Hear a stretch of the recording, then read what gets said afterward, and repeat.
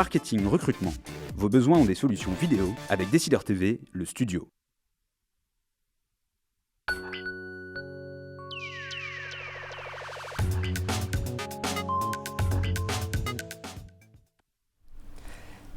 Bienvenue dans les décideurs de l'emploi. Comme chaque mardi de 12h30 à 13h, vous êtes en direct sur Décideur TV et MyTF1 News. Et nous donnons la parole aux recruteurs et aux professionnels du marché du travail. Et aujourd'hui, j'ai le grand plaisir de recevoir Thomas Welsh, auteur de Recherche d'emploi, oubliez les méthodes de papa, et Stéphane Borberg, fondateur et PDG de la plateforme de recrutement en ligne Jobs Booker. Messieurs, bonjour. Bonjour. Alors, Serious Game, Job Dating, Speed Recruiting, CV vidéo, chasse sur les réseaux sociaux, les nouvelles techniques de recrutement sont légion, mais comment les utiliser quand on est un candidat pour finalement décrocher un contrat d'embauche? C'est la question que nous allons nous poser dans ce décideur de l'emploi. Et tout d'abord, messieurs, avant de parler des méthodes proprement dites, j'aimerais qu'on commence par le commencement, car avant de se mettre en recherche, encore faut-il savoir où l'on veut aller. Thomas Welsh, vous êtes un jeune actif, vous avez 27 ans, vous êtes marketing manager chez Lagardère. Comme tous les étudiants, vous vous êtes posé la question, et c'est encore frais pour vous, mais qu'est-ce que je veux véritablement faire de ma vie? Alors Thomas Welsh, comment construit-on son projet professionnel? Exactement, c'est une fois qu'on est étudiant, qu'on fait des stages, qu'on cherche à se lancer prochainement dans la vie active qu'il faut vraiment s'interroger. Et très souvent, les jeunes n'ont pas forcément de vocation, ne savent pas exactement ce qu'ils veulent faire. Dans ce cas-là, vraiment, actuellement, avec Internet, avec la presse, avec tout ce à quoi on a accès, on peut très facilement se renseigner. Donc mon conseil, c'est vraiment renseignez-vous, allez sur des salons, utilisez Internet, Google, vraiment. Apprenez-en sur les métiers et les secteurs qui vous intéressent pour construire un projet professionnel dès le début de vos études. Après, il sera trop tard. Stéphane Borberg, est-ce que vous pensez la même chose? Il faut en effet anticiper, peut-être même dans votre livre, Thomas, vous dites dès le lycée, se poser la question de ce que l'on veut faire et multiplier les contacts pour affiner son projet. C'est aussi votre mot d'ordre? Clairement. En fait, je pense que c'est très très tôt que ça se décide. La meilleure façon de réussir dans sa vie professionnelle, c'est d'aller vers ce qui vous plaît, vers votre centre d'intérêt principal. En étant jeune, on a tous des hobbies, des envies. Alors, suivant les gens, ça va être plutôt le domaine du luxe, de la mode, les fashionistas, les botistas qui vont s'orienter vers des belles marques dans le prêt-à-porter ou dans d'autres secteurs. Et donc, je pense que c'est très tôt qu'il faut essayer d'orienter son projet professionnel en recherchant quelle est la meilleure voie pour allier à la fois vie professionnelle et plaisir, parce que le travail avant tout, et on a tendance à l'oublier dans la période dans laquelle on est malheureusement, c'est avant tout un plaisir. Alors, quelles sont les bonnes questions à se poser justement? Vous parliez de vos goûts, c'est ça, il faut se demander qu'est-ce qu'on aime faire? C'est la première question qu'il faut se poser? Bah oui, c'est-à-dire que si vous êtes très sportif et que vous n'avez pas par contre eu les possibilités de devenir en fait un joueur professionnel dans votre secteur, c'est parfois ça peut être très intelligent d'aller vers un secteur du sport, de la distribution dans le sport par exemple, ou vers les métiers du coaching ou de tout le staff qui entoure ces athlètes par exemple. Vous voyez, c'est des choses très concrètes et qui permettent de donner un véritable objectif. Après, les métiers sont multiples et c'est à travers, comme disait Thomas, à la fois les salons et toute la documentation qu'on peut trouver, qu'on peut découvrir des voies et des métiers d'ailleurs que les jeunes ne connaissent pas et connaîtront peut-être trop tardivement. Alors, partir de ses goûts, de ses qualités, de ses compétences, mais en face, il faut en effet qu'il y ait une corrélation quand même avec le marché du travail, Thomas. Exactement, c'est bien de se connaître, c'est important de savoir ce qu'on veut faire et de pouvoir avoir des centres d'intérêt dans sa vie professionnelle qui sont en phase avec ce qu'on est. Maintenant, il faut aussi que ça corresponde aux besoins du marché de l'emploi.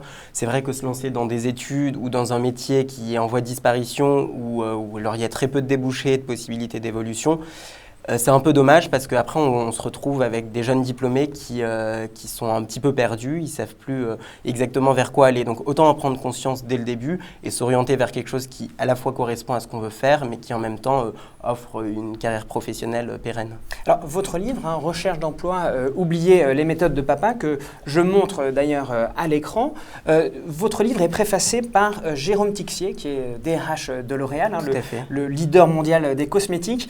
Voici ce qu'il qu'il nous dit? Il nous dit ne survalorisez pas vos études par rapport à l'expérience. Et il reprend à son compte le « connais-toi toi-même » de Socrate, justement.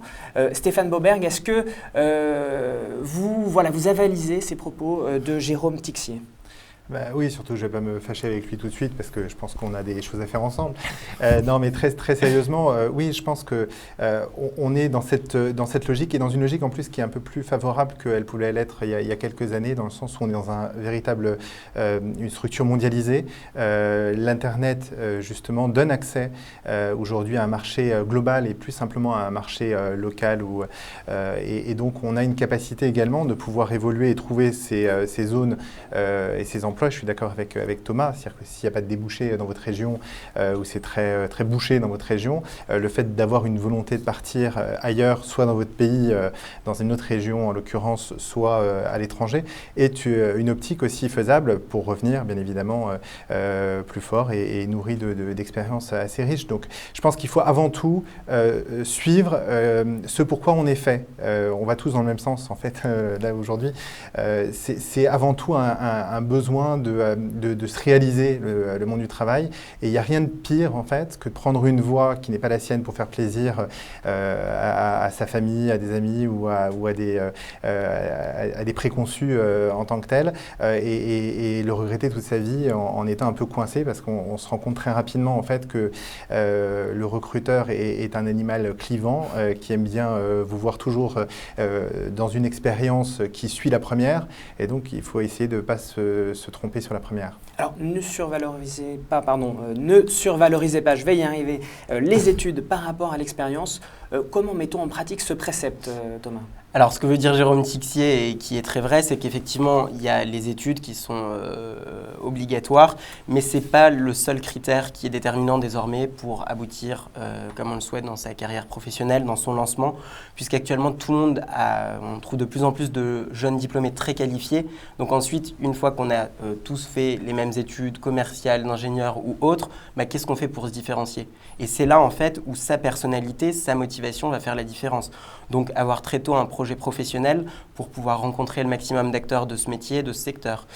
Faire beaucoup de stages, avoir vraiment des stages longs et complets qui permettent, une fois qu'on est jeune diplômé, d'être très facilement recrutable et opérationnel. Ça permet de se différencier des autres qui ont tous les mêmes études. Donc même effectivement, avec des études peut-être un peu moins brillantes, moins excellentes dans les classements notamment des magazines, on peut s'en sortir très bien si on a un vrai projet et qu'on met en œuvre tous les outils pour se différencier. Et est-ce que faire partie d'une association, d'un club sportif, est-ce que c'est de l'expérience qu'on peut revendre, Stéphane ? Tout se revend, en fait.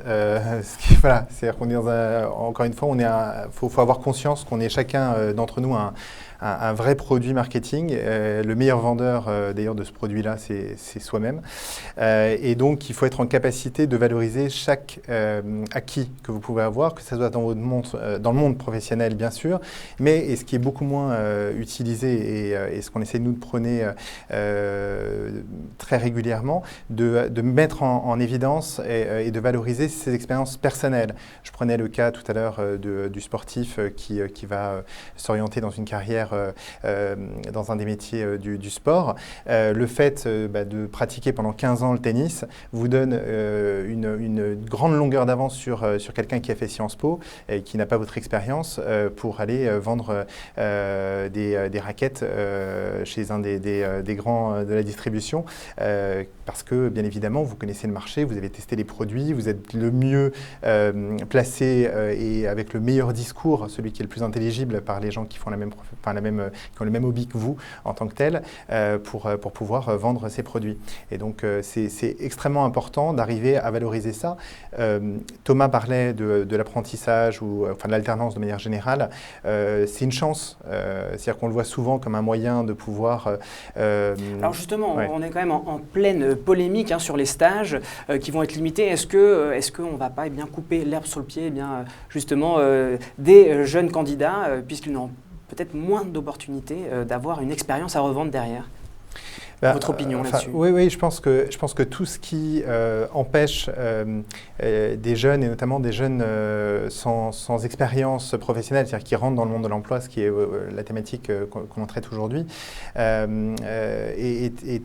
un handicap. C'est-à-dire qu'il faut, l'handicap, c'est de couper ses chances d'avoir ces expériences-là. Aujourd'hui, quand vous êtes juste jeune diplômé, vous êtes dans un magma qui ne parle pas aux recruteurs. Et donc, il est essentiel de donner les armes que sont, encore une fois, le stage, la professionnalisation, l'apprentissage, pour permettre aux jeunes de venir avec une première sensibilité, en fait, à un métier qui va intéresser notamment les plus grandes enseignes, mais également les PME, avec de vraies opportunités, pour le coup, de carrière, d'évolution rapide dans ces structures qui attendent avant tout des gens qui en ont dans le ventre.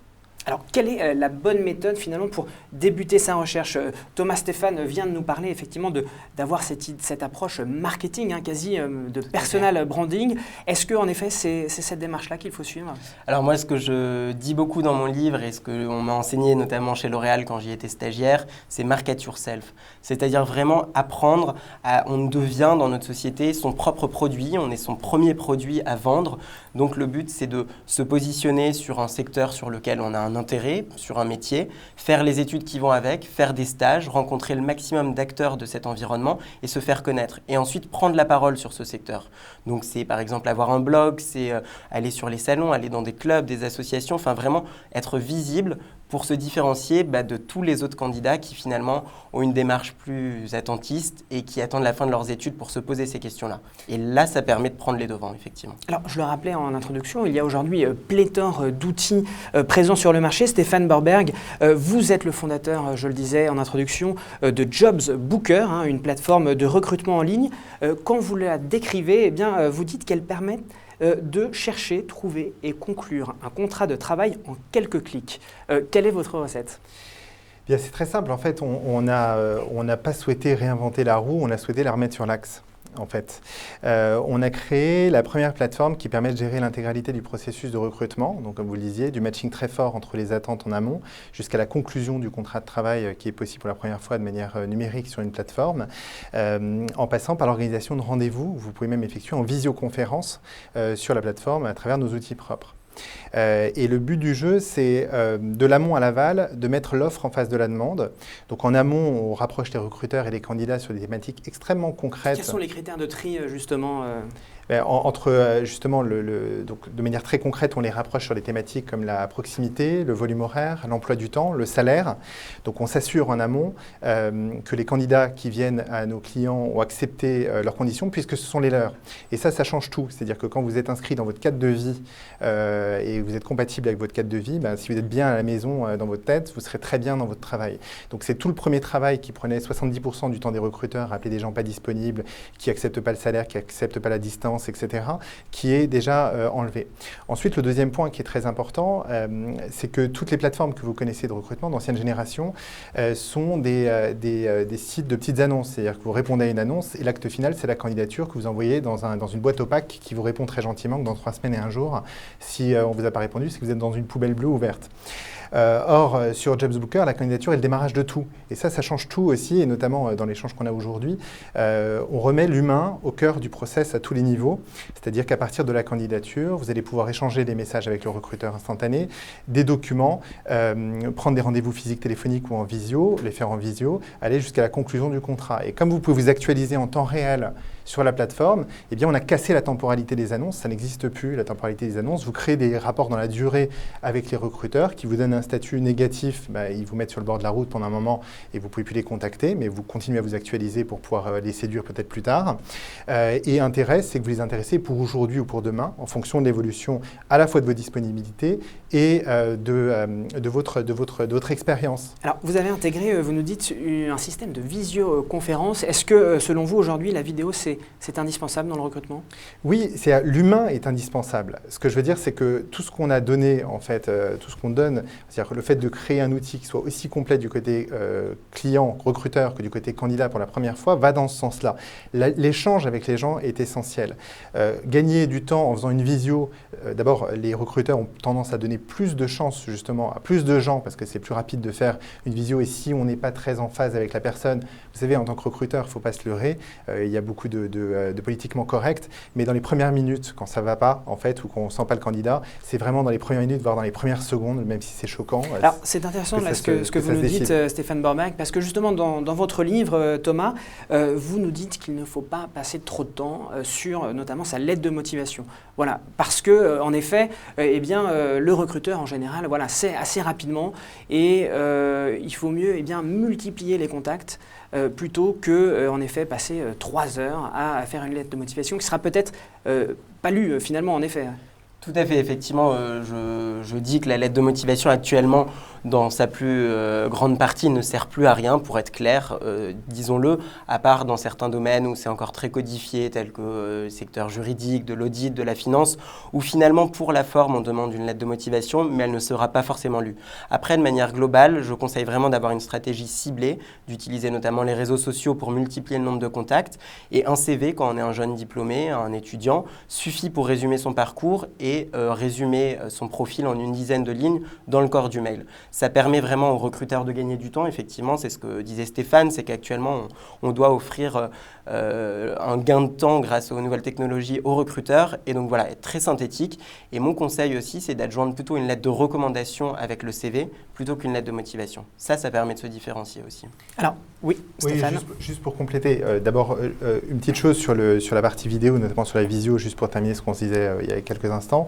Ça permet également de régler la problématique de la mobilité dont on souffre énormément en France, c'est-à-dire qu'on a des grosses difficultés si on veut aller travailler dans le sud, par exemple, d'aller trouver un job.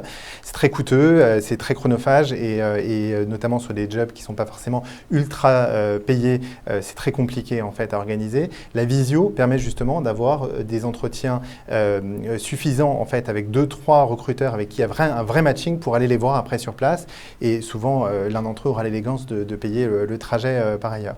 Pour revenir sur ce que disait Thomas, là pour le coup je me différencie un peu de lui. Je pense qu'aujourd'hui la motivation et l'acte de motivation est encore plus fort en fait que le CV. Bon, sauf si vous cherchez un senior bien évidemment, ou auquel cas où on va regarder vraiment l'expérience, etc.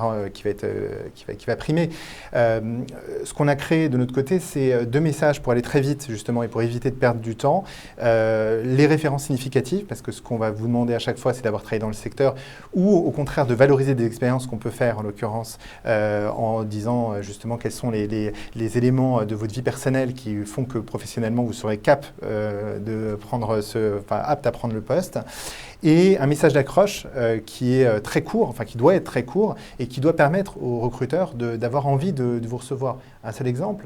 Vous prenez quelqu'un qui va travailler dans le domaine de la distribution, dire à un recruteur « je suis passé hier dans votre boutique, j'ai vu l'équipe, elle a l'air géniale, rencontrons-nous », ça donne envie, on ouvre le CV, on prend du temps. Quelqu'un qui va recopier le message tel qu'on le propose par exemple pour montrer l'exemple, ça veut dire autre chose.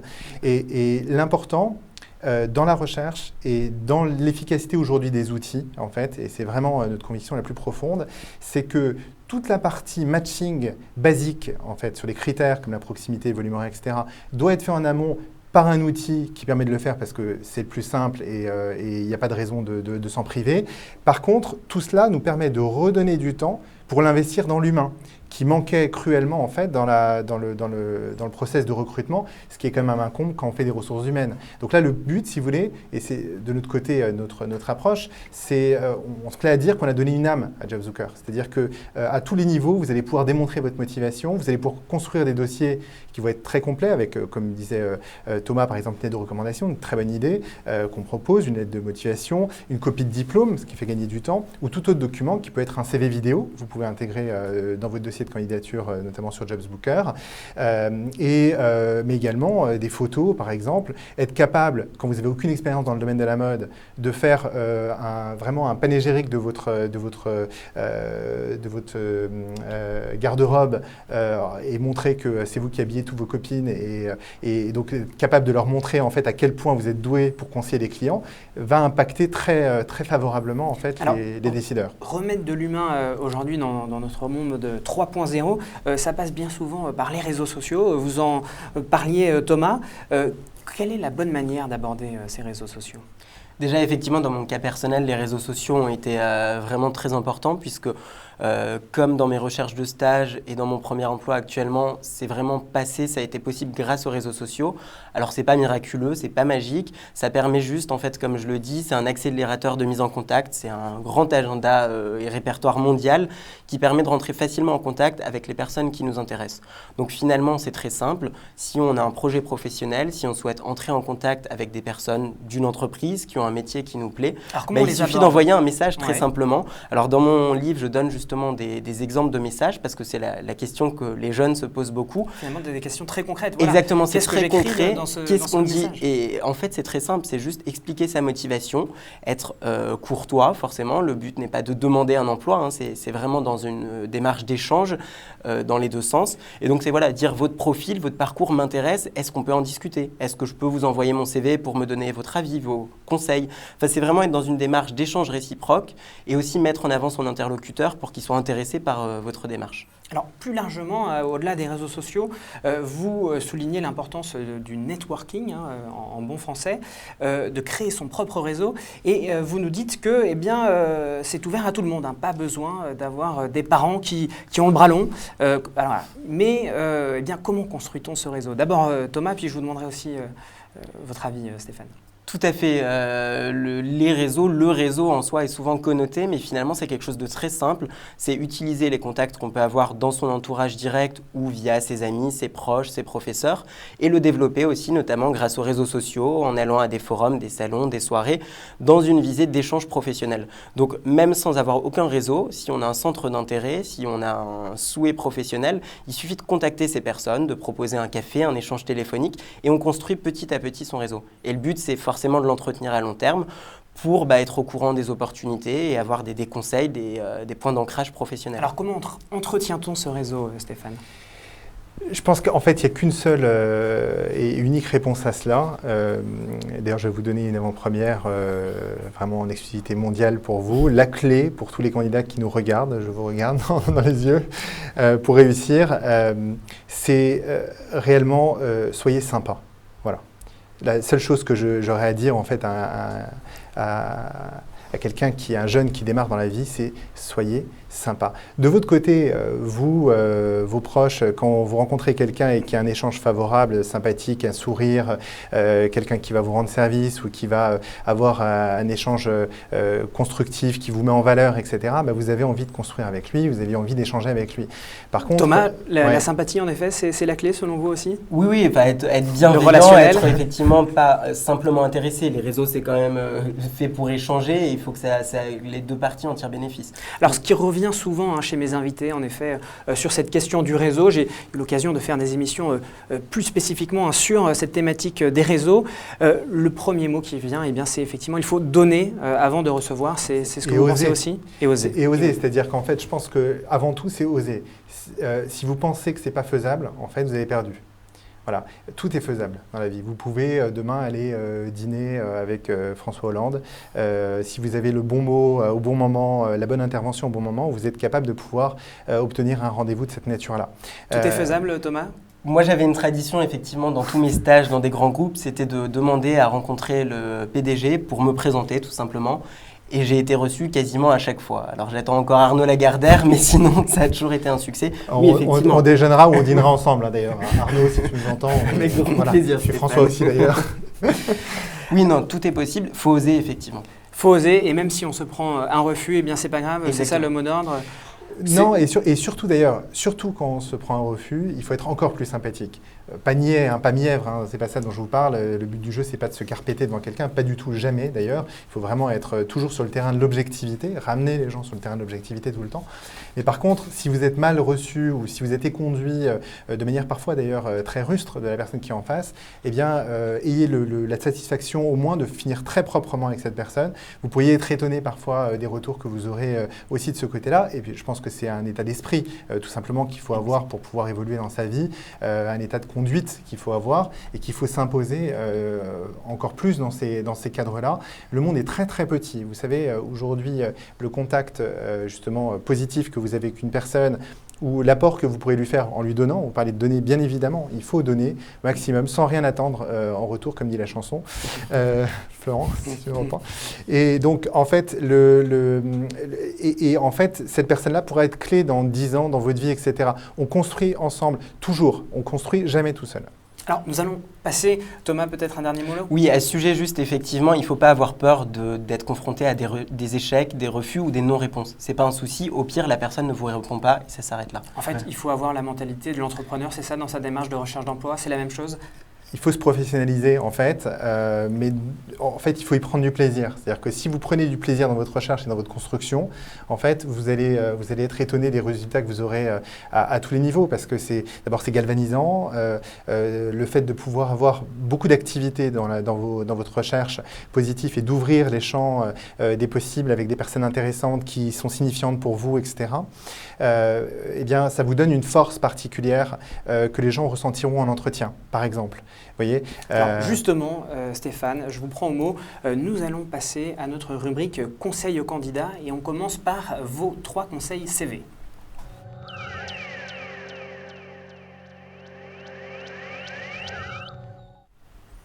Stéphane Borberg, quels sont vos 3 conseils CV? Alors, le premier, c'est un peu une lapalissade, mais il faut faire extrêmement attention à ne laisser aucune faute d'orthographe, aucune erreur, encore moins sur le nom d'un de vos anciens employeurs.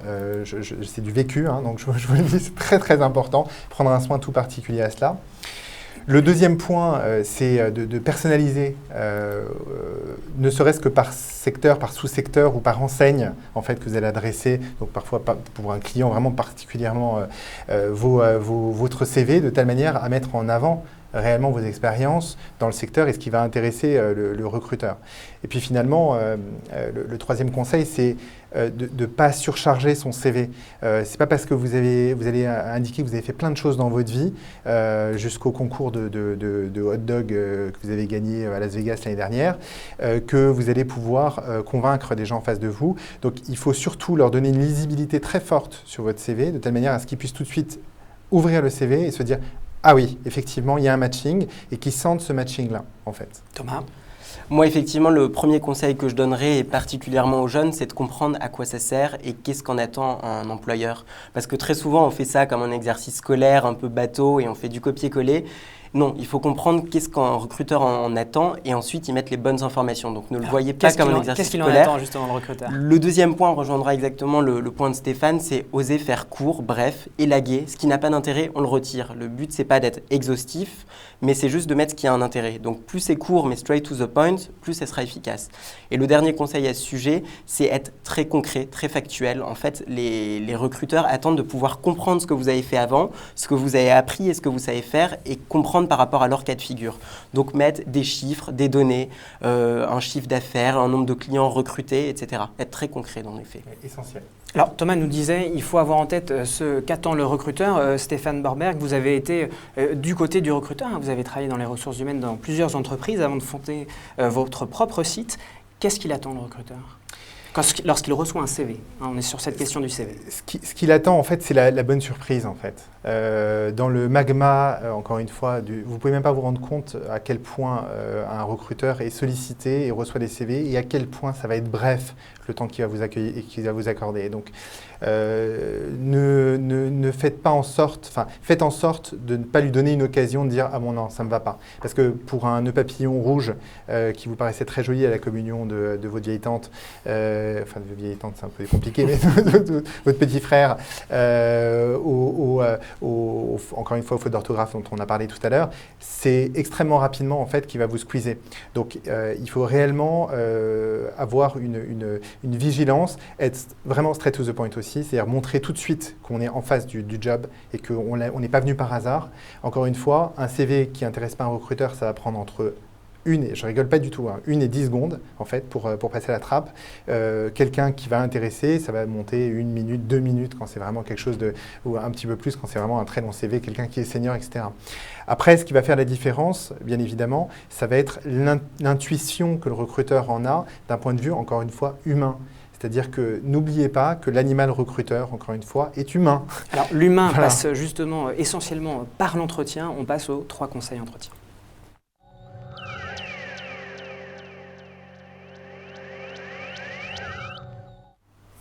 Thomas, quels sont vos 3 conseils entretien?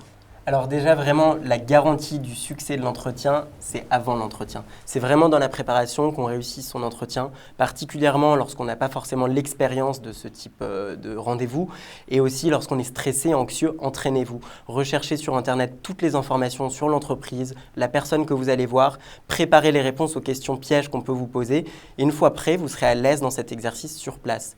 Le deuxième conseil, c'est vraiment faites ce qu'on appelle du storytelling. Alors c'est un mot un peu compliqué, mais pour dire quelque chose de très simple. Quand vous êtes en entretien, on va forcément vous demander de vous présenter.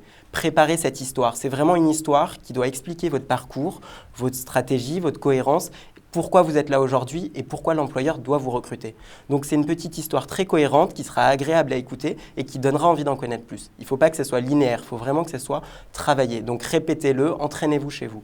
Et le dernier conseil, c'est montrer que vous êtes motivé et différenciez-vous des autres. Donc encore une fois, j'en ai déjà parlé, mais c'est la lettre de recommandation. N'hésitez pas à les fournir lors de l'entretien, à dire voilà, celui-ci s'engage de ma qualité. Éventuellement des réalisations, par exemple si on a, je ne sais pas, un book dans certains métiers de la communication, par exemple, montrer ce qu'on sait faire et poser des questions, montrer qu'on s'intéresse au poste. Et aussi, en partant, on doit avoir toutes les idées claires en tête. Donc si on a des questions auxquelles on n'a pas eu la réponse, il faut demander, même la rémunération, les prochaines étapes. Et ensuite, envoyer un petit mail de remerciement après pour montrer sa motivation. Stéphane Borberg, vous êtes d'accord avec ce que vient de dire Thomas ? Non, pas du tout. Il ne faut absolument pas préparer. Il faut insulter les gens sur place. Est-ce que vous avez des conseils complémentaires? Oui, non, bien sûr. Alors, bien sûr. D'abord, la préparation, on ne pouvait pas ne pas sortir cet élément-là en premier. Effectivement, c'est très important. Et comme le rappelait Thomas, aujourd'hui, on a la Bible DRG qui est sur Internet avec les réseaux sociaux. Vous tapez un nom et au moins ce que ça vous apporte, même si vous êtes dans un environnement un peu magmatique, c'est au moins des informations sur la personne. Et de ce point de vue-là, ça peut vraiment vous aider. Se projeter dans l'entreprise. Il n'y a rien de pire pour un recruteur que d'avoir quelqu'un qui arrive sur place et qui dit on lui dit vous avez vu un peu ce qu'on fait? Non, pas trop, mais j'ai besoin de bosser. Ou non, je ne sais pas, je connais le nom, mais je n'ai pas trop vu, etc.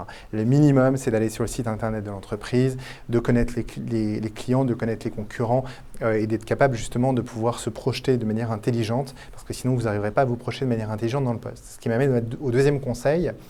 La meilleure façon de prouver à la personne que vous avez bien intégré qui est l'entreprise et qu'ils sont d'un point de vue culture d'entreprise, etc., c'est de poser les bonnes questions. Là où on voit le candidat le plus pertinent, en fait, c'est à travers les questions qu'il va poser. Alors, n'essayez pas de faire des questions qui soient bateaux, parce que là, pour le coup, ça va vous desservir. Le retour de bâton est beaucoup plus fort. Par contre, quelques bonnes questions, là aussi, il n'y a rien de pire, en fait, en fin d'entretien, de dire vous avez une question à poser et dire non, c'est bon, je pense que tout est compris, tout est clair. Bon, on se revoit peut-être bientôt, etc. Puis le dernier point, n'oubliez pas que la démarche de recrutement est très assimilable à l'épreuve de séduction. Il faut vraiment entrevoir cela comme cela avec chacun des contacts que vous avez, bien évidemment. Et en fait, en fin de parcours, il faut que la personne ait l'impression de vous connaître, de vous apprécier, de vous aimer, qu'elle a envie de vous revoir, qu'elle a envie d'aller prendre un café avec vous. C'est très important. Et à partir de là, vous aurez fait passer justement l'affect, et tout est affect en fait. La réussite est dans l'affect. Les gens, s'ils vous regardent, c'est parce qu'ils vous aiment bien, Pierre. Sinon, ils ne vous regarderaient pas. Vous voyez ce que je veux dire? Ils switcheraient sur quelque chose de moins intéressant ou de plus pour eux. Ce qui est important, c'est ça. C'est pas simplement le perçu, mais la profondeur en fait de votre âme que vous allez leur offrir en fait dans un entretien, qui vont se dire, qui vont se dire après, oui, je le vois bien, aller prendre un café avec moi ou aller voir les gens derrière, etc. Il faut qu'ils aient envie vraiment de vous revoir. Et travailler avec vous quotidiennement, c'est ça, c'est qu'on Ouais. a donné effectivement envie d'avoir clair. cette personne en face de nous quotidiennement. La Et je suis d'accord avec présentation. Stéphane, la phrase de conclusion de mon livre, c'est l'opération séduction est lancée. Donc on est en phase Mais il y a effectivement. des trucs entre la L'opération première et la dernière. séduction est Il faut le dire lancée. quand même, en fait. Tout est dans l'affect. Voilà, ce sera effectivement les mots de la fin. Eh bien, quant à moi, je ne vous reverrai qu'à la rentrée, en septembre, puisque les lives seront arrêtés durant l'été. Je vous donne donc rendez-vous mardi 2 septembre. D'ici là, très très bonnes vacances à tous. Merci, au revoir.